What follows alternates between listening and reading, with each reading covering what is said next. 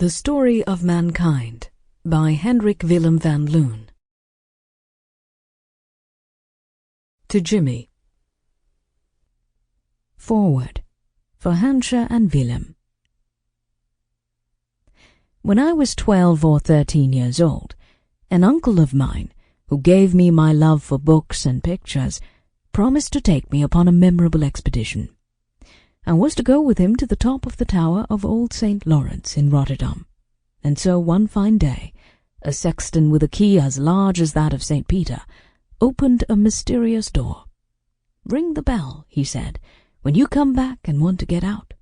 And, with a great grinding of rusty old hinges, he separated us from the noise of the busy street and locked us into a world of new and strange experiences.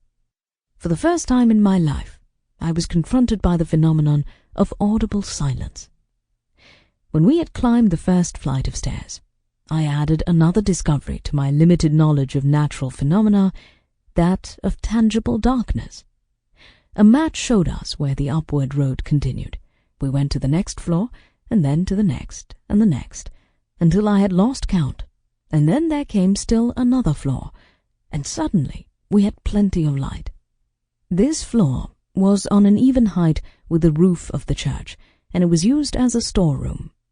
Covered with many inches of dust, there lay the abandoned symbols of a venerable faith which had been discarded by the good people of the city many years ago. That which had meant life and death to our ancestors was here reduced to junk and rubbish.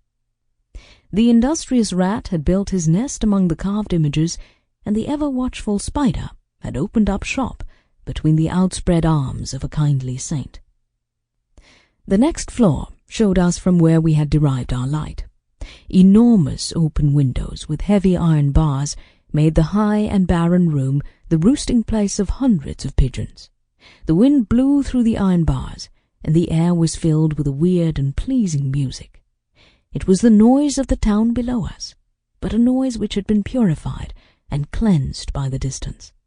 The rumbling of heavy carts and the clinking of horses' hooves, the winding of cranes and pulleys, the hissing sound of the patient steam, which had been set to do the work of man in 1,000 different ways, they had all been blended into a softly rustling whisper, which provided a beautiful background for the trembling cooing of the pigeons.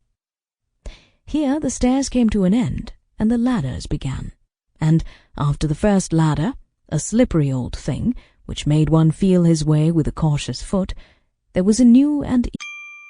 Sample complete. Ready to continue?